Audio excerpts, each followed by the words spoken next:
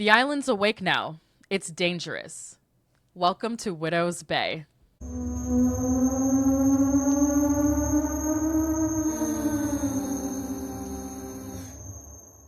All right, so this is episode 2 of Widow's Bay. This episode is called Lodging. So we're back with Erin White. She is going to be covering the whole season of Widow's Bay with us on the post-film Clarity feed.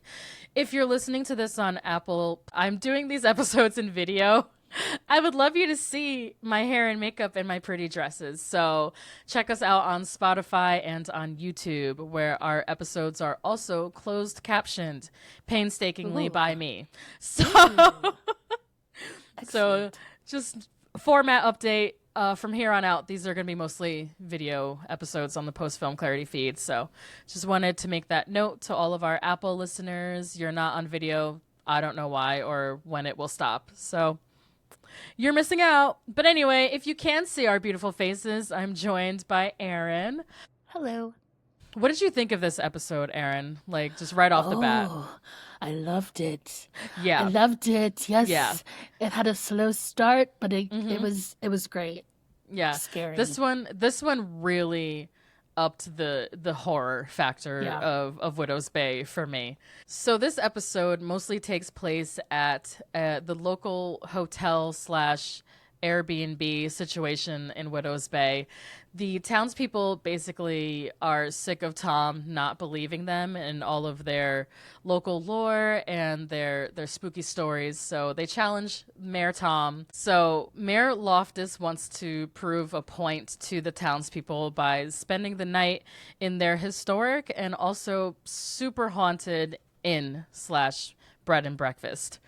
Hence the name of the episode. The innkeeper, Kurt, in this episode, right away, just being like, that's cool. You can stay here. You ain't gonna see me. Ring this bell. Hilarious. Like, I'm just gonna go watch you from my house. Like, hilarious.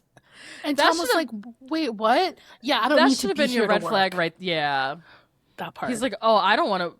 I'm not staying here. Yeah, I don't do that. Kurt was not playing. He was out. He was out right away. I thought that was so funny. For him to just not be on board with this plan at all. Right. But yeah, so for this episode, I think we're gonna jump right into the town superstitions. I think that's the perfect way to frame this one, because all of the superstitions that the townspeople and his coworkers warn him about end up manifesting at some point in this overnight stay that Tom does at the inn. So we start, I believe, with the church bell ringing. Tom goes to Reverend Bryce and says, oh man, the church bell was ringing so loud last night. Like, what's going on with that? And that bell ain't been rung in a long time. And in fact, can't be rung at all. It can't be rung at all. It's chained up. Wow. That was such a great reveal to see. Like, when Bryce goes back to the church and he's like, oh shit, no bell rang, but you heard this church bell ring. So keep an eye out for that. So I think it's also Reverend Bryce or someone says that the inn is quote unquote not right, which is such a great, like, towny way to describe, you know, like, just right. Like, oh yeah, that building's not right. Don't go in there. All of the things that are mentioned in order. We've got the captain's suite, where, of course, Tom will be staying, where the captain lost his mind and killed his family with an axe. Great. We've got Ugly Hortense, who fell out of a window. I believe that was on her wedding day. She's like jilted by her lover or something. Yes. A jilted woman, Ugly Hortense, fell out of a window and died at the inn. Then we've just got, don't forget New Year's Eve 1962. Right, no follow-up. New Year's Eve, yeah. What happened? We don't know. You know. New Year's Eve. Someone's head was found in a dumbwaiter. There was the Killer Clown of 1951. Again, no follow-up. And then of course Rosemary chimes in with, "Don't forget about the crawl space. You have to get into the crawl space of this bed and breakfast and check it out." And oh my god, spoiler alert, that was the scariest goddamn scene of the series so far. Facts. It's the scariest place in this whole building, in my opinion. Yeah, I hated it. And then throughout his overnight stay, Tom runs into a friendly fellow named William, who is in town working on the dock expansion project. William very pointedly says at one point to Tom, "There's no such thing as ghosts." Ha. He's a ghost. William is, in fact, himself a ghost. So right. Weird that you would say that. Yeah. Gaslighter. And Tom mentions that his father also scared him growing up with a lot of island horror stories. So yeah, that's where we're at as far as town superstitions for this episode. Some more lore, some more town lore. Which ones ring out to you the most, Erin? Just before we saw what happened in the inn. Yeah, good question. What like what was on your radar? Obviously the killer clown of it all, like that immediately triggered my, yep. you know. Are you scared of clowns? I'm not. I am. I can see why people would be. I am. but I for sure am. Yeah, so just curious about that. The New Year's Eve, obviously, like, harken back to The Shining immediately. The Shining, it's yes. like, oh, like, what's up? The other thing that stuck out immediately, when they go to the inn, it looks like the Bates Motel. Like, just straight up. You pointed this out, and I'm so dumb. I didn't even put that together until I saw it in your notes. I was like, oh, yeah. So that kind of cracked me up. It's my favorite movie. That's why I was like, oh, I know, that's the Bates place. So I love that little shout out. But there's a bunch of little shout outs throughout this episode, and A+. Yeah, so for me it was also the clown, and I think just because I've never heard that name before and I kept laughing, but Ugly Hortense. Yeah. That's funny as hell. Like, no, it sure is. Ugly Hortense is worse than Crazy Patty. Like, that's it's way worse. Why and, like, she gotta be ugly for the rest of time? Like, not even for the rest of time. You're Ugly Hortense. New first name. It's crazy. What's her name? Ugly? Ugly, yeah. First name Ugly, last name Hortense. Yeah, pretty sad. That's fucked up. Widow's Bay did her dirty with that one. So, Facts. Yeah, this was right away. I love episodes that take place largely in one space. One of the Atlanta episodes I had mentioned last episode was the club, and that takes place mostly in a club in Atlanta. I just love it. Kind of adds to the atmosphere and the tension to kind of lock your main character overnight somewhere, seemingly alone. And just see what happens. So that haunted house movies also really do it for me. Like Poltergeist and the 13 Ghosts, things like that. Amityville Horror. Woo! Amityville. Yeah. Yeah. Awful. So scary. Yeah. Haunted houses really. I do feel sometimes. Do you feel this way if you go into like older buildings or like places that have a lot of history? You can feel like you feel it, right? Yeah. And I'm not even sure I believe in that, but I can't deny that I have felt some spooks. Yeah. So as soon as we get to this, like you said, that Bates looking motel ass. I said Bates motel looking ass in. I knew we were in for a good episode. The way that Kurt just drop kicks Tom's things into the room and then dipped. Literally. Fucking sent me. He said, no, I'll be at home. He wouldn't even go in the room. No. Tom was like, aren't you going to get my bag? He pushes it in. Crazy. So rude, so disrespectful. That is like maybe oh this my is why your God. business is suffering. I was gonna say, if that's the level of customer service you're providing, Kurt, Yeah. I have some complaints. Right. That's crazy. You can't be kicking my shit in the room and then leaving. And walking off. Crazy. Call me at home. Goodbye. I also love, this is such small town energy too, the honor system bar. Right. That's not even. It's not even, because he's watching him on a camera the whole time. Right. Oh, we also, very important, like, little lore drop we get here. Like you said last episode about how we come across history with these characters organically. There was a little line where Tom says that he technically didn't win an election because he ran uncontested. Right. So it's like such an empty kind of position and victory for him because he wasn't really elected, you know, like he's an elected official.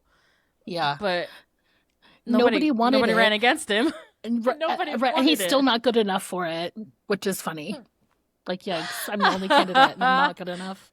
Right. Yeah. You want it was me or literally no one, and you're like, maybe we should have had no one. Yeah. Right. Yeah. So wild. Yeah. It also just does such a good job of setting up how these people feel about Tom. Yeah. Within this space, within Widow's Bay. We talked about it a little bit, but yeah, the references to Psycho, The Shining. He, in order to prove to the townspeople that he stayed overnight and actually did all of the things that the people were putting him up to, Tom has a camcorder with him throughout this experience. So it was also definitely giving Blair Witch to me, like just major, that shaky cam, like pointing it at yourself, like talking, doing the confessional, like a reality show into this camcorder. And I hope we'll get like the back end of that footage at some episode. I'd love that. And I'd love it to be very scary. Yeah. I would love to see somebody watching back that footage. Sure. Yeah. I wonder, do we see at the end of the episode where that camcorder went or no? I don't remember, because by then everyone has come to like help him from the killer clown. And so the cop guy is there. And so it's kind of chaotic. Yeah. True. So yeah, definitely keep an eye out in later episodes for that camcorder footage, because I'm sure that shit slapped. What other references in this episode did you want to point out? Obviously, just the John Wayne Gacy of the clown of it all. You know, just murder clowns are real. And there was a man who was a clown who did murder little boys. And so where was that? That was in the Midwest, right? Yeah, that's what I was going to say. I was going to say Indiana, something like that. I don't know. Yeah, and so it's someone that had severe head trauma and became a serial killer and used the clown gig to get closer, I think, to little boys. So, yeah, just hearing about that, I was like, oh, nah, I know all about that. Yo, so scary. When Tom is watching the little intro video to the... Scary. What the fuck? That was some real Twin Peaks energy there. 100%. With, like, the talking shoreline. backwards, like you're just looking at this weird-ass footage. For sure. It doesn't stop. The TV explodes. Yeah. It's just and then he just walks off. And like the camera follows him walking into the woods. And it's like, well, who's filming that? Crazy. So scary. I feel like they used to do bits like that on sort of I'm not remembering if it's Eric Andre or some other Adult Swim maybe Tim and Eric I'm thinking of, where they used to do little bits like that with weird videotape interstitials on your I see what you're saying. What is happening? It's like super surreal like that. Frightful. Yeah. Well, it reminds me of Too Many Cooks. Sense. Too Many Cooks. I was just going to bring that. Too Many Cooks. Too Many Cooks. Too Many Cooks. Yo. A+. It takes a lot to make a stew. I fucking love Too Many Cooks. One of the best things, one of the only good things my ex ever did for me was show me Too Many Cooks. Hilarious. We would sing it to each other all like the time. Randomly, like at night, they'd do one episode in the middle of the night. In the middle of the night. That shit was spooky. Cooks. Incredible. That shit was scary as hell. And also played with a lot of the like sitcom tropes mashed with the horror tropes, which is exactly what interesting. Widow's Bay is doing. Oh, funny. Now I have to know if they have seen too many cooks, if they had any thoughts on that. Yeah. Ooh, that's great. Yeah, that's a really good question. What was some of your favorite parts of Tom's overnight experience? Because I have my favorite, but I want to hear what yours is. Okay, yeah, I definitely like the board games. Those were just like so on the nose funny. All of just like the little spooky like jump scares from him hearing the party through the vents. I guess that's what we were hearing. Yeah, the New Year's Eve party. That's horrific. Like I would have been gone. The sound design on that was really good. Chilling. Who is that guy? Does he ever even introduce himself? I don't know. I feel like he's like the mayor. Who is that? Like, I have no idea. Who is that? I have no idea. Man. But I love the William reveal in the hallway. Yes. I totally bought that he was someone staying there and that nobody told him. Me too. Yeah, just the silliness of like, oh, nobody told you is like, oh, haha, of course they didn't because this town's ridiculous. And that man went home. I didn't realize that he was him until he gave that spooky speech when they were drinking in the parlor. And I was like, oh. Yeah, that was my first little kind of hint that like maybe he wasn't really there because he talked. What I was looking for was like, I know some horror tropes. Like I've been watching horror movies for like 3 whole years. Okay, no, same, right? I'm new, but I know the tropes. But yeah, what I'm looking for for like ghostly things is costume. Yeah, but that wasn't telling me anything. No. Like hair, makeup, costuming, nothing seemed weird there. The way he was talking, like slang-wise, seemed within that time. Nothing weird going on there. The reason why he was there was super... He's like, oh yeah, I'm here for this doc project, which is something that's happening. I was like, oh, okay. So that doc project seems to be happening. Tom's talking to him about it, you know? Right. So that wasn't ringing any bells. And then he talked about the honor bar and the camera. You know what else he talked about? He talked about having a cappuccino. The coffee shop, yeah. Yeah. And so I was like, oh, he's been into town. Like, he's seen stuff. He's seen the town recently. Yeah. He's here. Right. He knows about the bar. Like, right. When he turned out to not be real, bro, my stomach dropped. Yeah, yeah. Yeah. That was so well done. Again, this episode was directed by Hiro Murai. That moment was chilling. And I maybe should have known. Like, I just thought they... Of course you should have known. I should have known, but because of the actor playing him, it's Tim Baltz. Do you watch Righteous Gemstones? Oh, I do. I've seen it. How about that? That's BJ. Okay. Oh, okay. So he's funny too. Yeah, he's fucking hilarious. Yeah, so he's great casting. I love that actor. So when he came on the screen, I was so fucking excited because I thought he was gonna be another like regular. I was like, oh shit, it's BJ from Righteous Gemstones. I love him. I didn't know he was gonna be in the show. And then like 10 minutes later, I'm like, never mind. Damn. Nah, BJ. That's fascinating. I actually love that. Yeah. He's legit scary. Yes.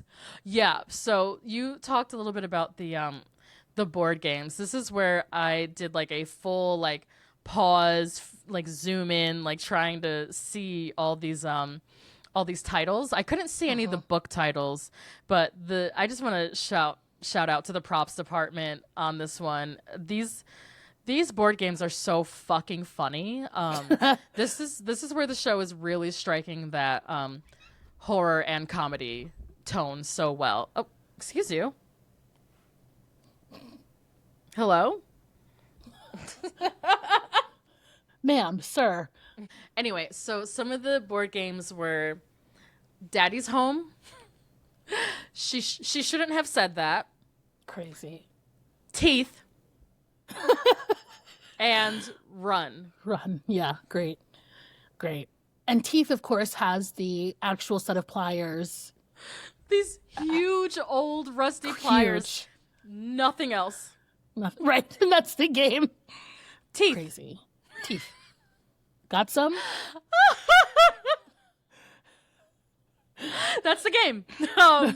And I love the little cards with run. The way it's like, not yet, run. Yikes. Do you think that these board game, like, are they real? And if so, where did they come from? Like real? Oh, interesting. Real in the world within the Widow's Bay, yeah. That's interesting. I don't think that they're real. I think that it's more shenanigans. It's more mind fuckery. Because Teeth, just pair of pliers. I mean, come on, like that just can't be. But I don't know. But Run is kind of, that can be a kid's game, right? So yeah, I think the William part of the episode was definitely my favorite. And they became like such homies. Like they were getting drunk and talking about their like feelings and just they opened up about their fathers and shit. I was like, damn, we're getting like some deep, like, I'm like, oh my God, he made a new friend. This is great. Right. Like, and William was like, I respect you and you're a good mayor. And like, right. That's how we should have known it was fake. Literally, that's how we should have known. Way too nice. And then he goes in and like bringing it back to the opening of the episode where Loftus calls, what's his name? Who's the main town guy? Waltz? Saltz? Wick. Okay. He calls Wick a townie, like a hick. He calls him a hick. Yeah. And then we get that circle back with William being like, these townspeople. Oh, yeah. And like his inner and how townie much they rage. Hate him. Yeah. Yeah. And so I thought that was like just an interesting juxtaposition of like that careless thing that he said earlier, and then obviously a much darker version of that. Exactly, yeah. And he's like, none of these people deserve to live. And he's like, oh, right. Sorry, the drink got to me. I was like, damn. Right. And Loftus just goes, oh, silly goose. William. You know. Relax. All right, school shooter. Like. No, dead ass. Like, where's your manifesto? Right. He had one too. So. He was doing way too much. But yeah, I love the little notebook that Tom is carrying too when he's got like the checklist of like scares to spook him with. Like, that shit was so interesting to me. I also think I freeze framed that, and that's how I got the spelling of Hortense and the head and the dumbwaiter and stuff. So yeah, there was a lot of like town lore this episode, and people just like bombard. This is like a very small town thing to do, is like I mentioned it a little bit last episode, but like bombarding a new person or a person who's unfamiliar with a lot of the town history to like kind of all the like worst parts of it, you know, like the witch trials, the cannibals. Oh, that's right. The fog, the old hospital. Oh God! And you're like, what? Because Dale, what kind of place is this? Right, Dale mentioned in episode 1, like, oh yeah, the old hospital, and you're like, the fuck does that mean? Yeah. So I'm like, witch trials. Oh, and LOL, the joke she makes, she's like, don't worry though, we got them all. Like they burn all the witches. That was hilarious. That was genius writing. Yeah. Such a funny throwaway line, and the town meetings on Parks and Rec are filled with stuff like that. So I think you would really, very. That's the funniest part of that show is like Leslie and Ron and all the like Parks and Rec office people having to run town forums, which happens a lot, like town meetings, town forums, taking public opinion on new motions they want to put through. Anytime they have to interact with just the regular everyday people of the world of Parks and Rec, it's so fucking funny. And they're so disrespectful. I'm only 20 years behind. It's fine. Yeah, they're wild. No, it's still there. It's still there waiting for you. I like can't wait, to be honest. Yeah, it's wonderful. It's I'd say only the first season is bad, and then every season after that is better and better and better. So it's 3 and 4 are the absolute pinnacle of like sitcom television, in my opinion. In your humble, in my humble opinion. Okay. But yeah, so it just reminded me of something I briefly brought up last episode, the 1989 tire fire of Catskill, um, which is one of the other times we were written up in the New York Times. Wow. In March 1st, 1989. Yeah. So this happened like late February 1989. There was a 6-acre burning tire fire in my hometown. This was behind the James Way Shopping Center. Remember James Way? You probably don't because you're from the West Coast. Right. And it was adjacent to a schoolyard. So just this big black cloud of burning rubber for like a week. Wow. They couldn't get this fire out. And they didn't close the school. They didn't close the school. They didn't close James Way. They were just go to school. Ignore the fire. Ignore the fucking burning rubber 10 feet away from you. That's it's fine. crazy. Yeah, so everyone who was in Catskill in 1989 definitely is going to have, like, whatever type of lung cancer you get from... That part. Yeah, and this from one Michelin. Yeah, Michelin needs to run them a check because those tires were burning for days and days and days. Wow. And, like, I've heard tell that, like... See, now I sound like a townie. I've heard tell... Legend has it you could smell that smell for like a year and a half afterwards. I'm sure that's not like a normal burning. No. At all. No. Just go to school. And I moved to Catskill in 1991, so I just missed it. Just missed it. Just missed the tire fire. But that's something that local like townie people love to bring up. Right. I bet. Yeah. Wow. It's like one of our big pre-fire and post-fire. Oh boy. Yeah.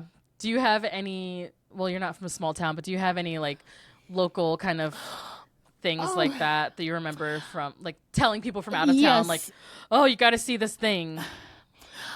It wasn't a thing. It was more of like the way we would talk about California breaking off in an earthquake.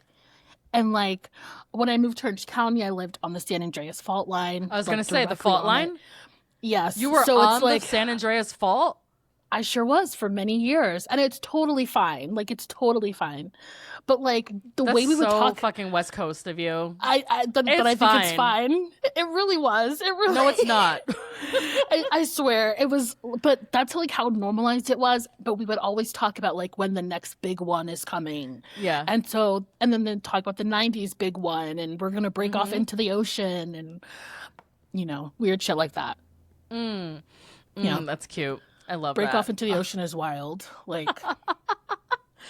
Was there any music in this episode or like needle drops? I can't remember. I didn't write anything down. So honestly, all the needle drops like washed over me for this whole show. They were very organic. That's awesome. I love that. Yeah, I didn't even notice any of them until the 4. Yeah. Oh, okay. Yeah. Yeah. I know which one you're talking about in 4. Yeah. We'll get there. I'm trying to think of if I had... Oh, we haven't talked about Ruth yet. There is a needle drop. It's not really, because I don't know the name of the song, but it's like they play the old-timey spooky music.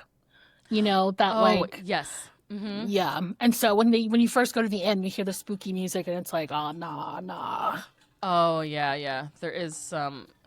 Interesting. I forget who so that's a David Fleming score that I made a theme song for this little series that I played for Erin. Thank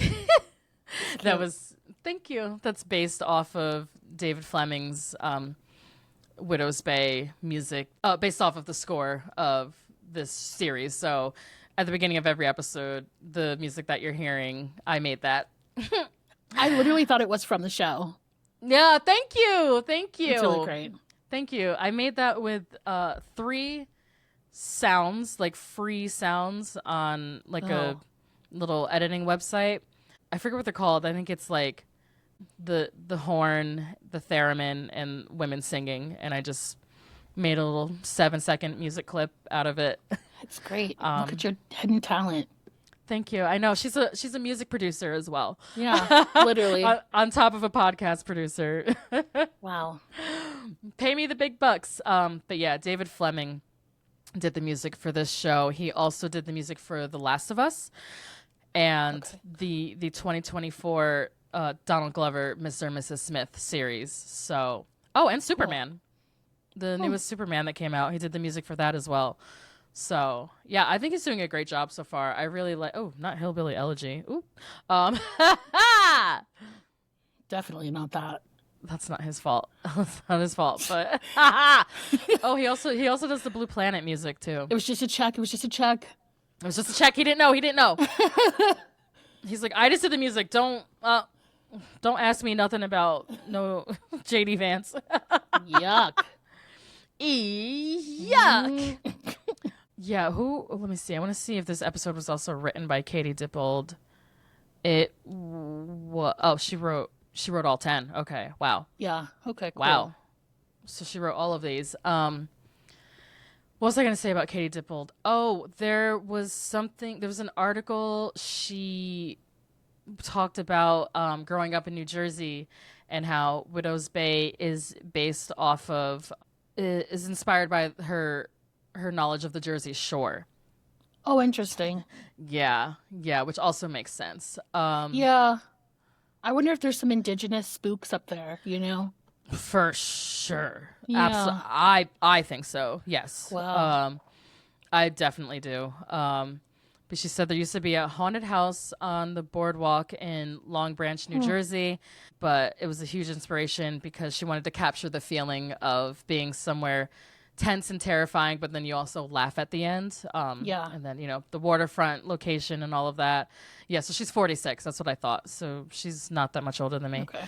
She said she is first and foremost a horror fan, actually, but she ended up being a comedy writer for about 20 years. So that's funny. I would have thought the other way around because there's like a wave the past like 10 years or so that I love of comedians and people who come from like, the Key and Peele and like the sketch comedy world, SNL, Whitest Kids, with Zach Kreger, a lot of comedians who are now making horror movies and really good ones. Curry, who just did Obsession. Curry Barker. Yeah. I haven't seen it yet, so I can't speak to that. But yes, Curry Barker. The newest batch of Michael Myers was Danny McBride and his comedy partner, who he did Eastbound and Down with. Yeah, it's just a lot of... what do you think it is about comedians being in... That's a great question. Seems to work. Nobody exemplifies this better to me than Ari Aster, especially when you look at his short film... Meet the Johnsons. Is it Meet the Johnsons? Welcome to the Johnsons. There's something wrong with the Johnsons. There's something wrong with the Johnsons. Something about the Johnsons. You've seen that? No, bitch. No, but I know what happens. Oh my God. You have to see it because it's so unbelievable that it's so funny and then it gets so dark so quickly and it's like nobody jumps back and forth better to me than he does. I'm so scared. It's not scary like Hereditary. It's just scary and fucked up. I know, but it's like that fucked up scary. I'm like, ooh. It is. It sure is. What do I think? We're doing incest. Okay. Wow, it's crazy. Why do I think that these things? Because the line is just so fine between them. Like you don't realize that they're not opposite sides of a coin. They're literally just right next to each other, horror and comedy. I think that they both activate such a visceral experience. Like the humor, laughing, it takes over your body, but so does fear. And so that's why I think people go back to these dualities. Yeah. I like that. I think that having some of those comedic moments, like you said, really it cuts the tension, and it also makes horror movies more rewatchable to me. Like Weapons, for example. Yeah. Like, oh yeah. I was laughing my ass off during that final scene of Weapons, and then on a rewatch, I was laughing even more at the Austin. What's his name? Austin. Oh boy, the young drug addict part of the movie. Oh, I don't know his name. Drug crackhead. Yeah. No, his parts were so funny. But yes. The part Austin when Abrams. Austin Abrams. That's who plays him. Okay. Yeah. Him and anytime Austin Abrams and Alden Ehrenreich were together, the cop. LOL. So funny. So fucking funny. They were killing me. It was like a goddamn comedy. Wile It was like Coyote. a buddy cop. Yeah. But then the part when the mom comes out of the house for the first time with the scissors and is like walking towards the car, and the whole theater, bro, we were so shook. I was scared as oh my god, I had to cover my face during that. I was so fucking scared. It was terrifying. Yeah. Then the second time I was like, okay, it's fine. Yeah, but, this is ridiculous. Yeah. Oh my god, yeah. Zach Kreger, I think, is really good at that. So is, of course. Oh yeah, I watched Barbarian. I haven't seen that one. Oh, interesting. Yeah, go ahead. I'm scared. Okay. It wasn't. I know.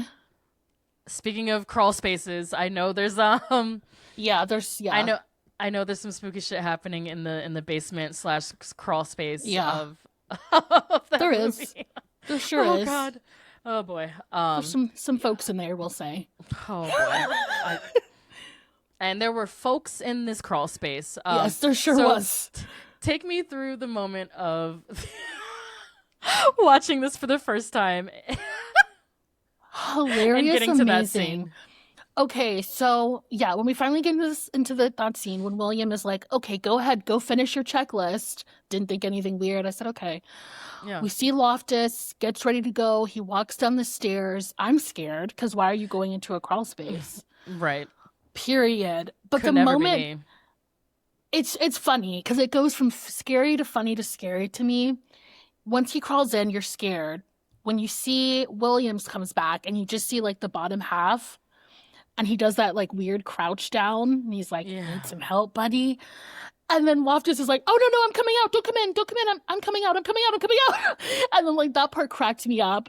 And then he comes in. And then we see his face. And it's legit. First of all, it's very Tim Curry It makeup. Yes. Which I loved, because it's like, that could have gone wrong so easily. But it's right on the nose Pennywise to me. Yep.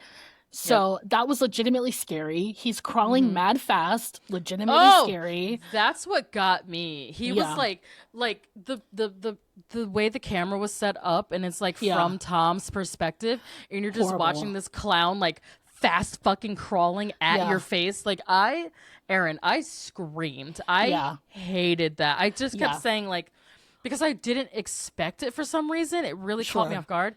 So I didn't have my remote near me. I couldn't pause it. So I'm just like, no. And I just covered my face. And I just kept seeing the clown like crawling towards me. That was... The dread of him like still coming, even though Loftus was like, oh no, I'm coming out, was like, oh fuck. That was great. That was a really excellent scare. And that's when... That's the moment of the show for me where I was like, oh, I'm definitely in.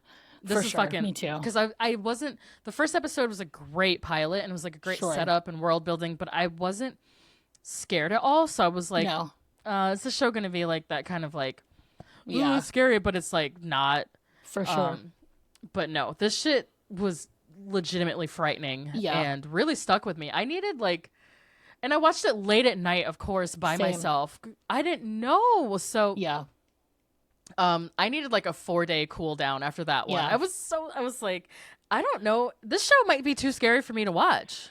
This was almost. This was the moment for me where I was like, wait, can I watch this? Yeah. No, definitely. I went downstairs. I had to turn on all the lights. Yeah. I was like, this man's not getting me. No. No. And I fucking hate clowns. I should have known better. I should have known. I was like, oh, we saw Hortense, or we heard, he did all the things. Like, we checked everything off the list, and I forgot about the clown. And I was like, oh, fuck. Were you scared when they mentioned him at the beginning? Like, when the townspeople mentioned the clown? Were you scared? Oh, yeah. Absolutely. Okay. I have a very, like, severe clown fear. It's one of the only things I'm scared of, is clowns. Yeah. And, like, snakes a little bit, too. But fair enough. I don't really scare easily, but... I really don't like clowns. Anything, or mimes too. Anything that's like painted creepy white. Oh, dolls. Okay, fuck dolls too. I fucking hate dolls. So that's what really got me about what is it? Long Legs. No one tells you that that's a part of Long Legs. I'm here to warn you. Thank you. There's a whole doll element to Long Legs as well. That was fucking horrifying. So yeah, that's probably clowns, dolls, mannequins, shit like that. Woo! It just sends a chill up my spine. So and that's fair. I hated it. Yeah. And also well done. Excellent job. I love the crouch down. I love the crouch down of him just like almost like we almost see him, but then we don't. Loved it. I can close my eyes and still see that image. That's how like visceral how much it affected me. Yes. Anyway, so that was episode 2. Where I have some related Atlanta and some parks and recommendations to get into. So for episode 2 of Widow's Bay, I picked season 2, episode 1 of Atlanta called The Alligator Man. That's the one where they're kind of trapped in the house with Cat Williams' character. Oh. Who knew? I think he's playing Donald Glover's character's uncle. And they're trapped in the house with an alligator, I'm pretty sure is how that episode goes. And it's really funny, but it's also scary. And Hiro Murai directed that one. He also directed the infamous, the iconic Teddy Perkins episode, season 2, episode 6, that you had mentioned in the last episode. Seeing Teddy Perkins, just seeing the character, like, scared me, bro. I was like, this show's not even for me, because, like, what is that? Like, Atlanta I was done. Gets scary sometimes. It really did. That was freaky. Because, like, how do I even know that if I don't even watch the show? But, like, that's how upsetting. That's how much that episode impacted the culture. That's crazy. It's a crazy fucking episode. Have you ever seen the whole thing all the way through? I haven't. No, I have not. I'm frightened. Oh, I'm crying, bro. Yeah, so again, I picked this episode because it's another trapped in a creepy ass house looking for someone, or someone's looking for you. Hint, hint. And it's just kind of like there's like a surveillance aspect to it, like, you know, the bar camera. There's a surreal horror aspect to it. It's a little haunted house. It's a little bottle episode, and I think it really pairs well with episode 2 of Widow's Bay. And then for parks and recommendations, Katie Dippold co-wrote season 2, episode 22. It's called Telethon, where Leslie and the crew have to stay up overnight on camera for a fundraiser for the town. And it's like a call-in telethon where they're all trapped in their office overnight together, like trying to like stay on camera, like run this television show, and how it just sends them into like mild psychosis by the end of it. Very funny, but also slight horror elements, you know? Like, can you imagine being trapped overnight at your job, like with all your coworkers on camera? No. Scary. So, and then another overnight trip with the coworkers. This one takes place outside in the wilderness. This is season 3, episode 8, and it's called Camping. So the group is supposed to stay overnight in a quirky B&B called the Quiet Corn. No thanks. Oh, but they end up having to camp overnight instead outside, and just the challenges that come up and some of the spooky elements too. Again, being stuck overnight somewhere with everybody you work with in the woods. So those are my recommendations for season 1, episode 2 of Widow's Bay. Let me know what you think in the comments, and if you have any other relevant episodes, let us know. So that was episode 2, Lodging. We'll be back next week for episode 3, the inaugural swim. You can find us on socials at Postfilm Clarity Pod. We are on Letterboxd at Postfilm Clarity. You can email us at postfilmclaritypod@gmail.com. These episodes are closed captioned on our YouTube channel. These are video episodes if you listen on Spotify or YouTube. Thanks for joining me, Erin. Thank you for having me. And we'll see you next week.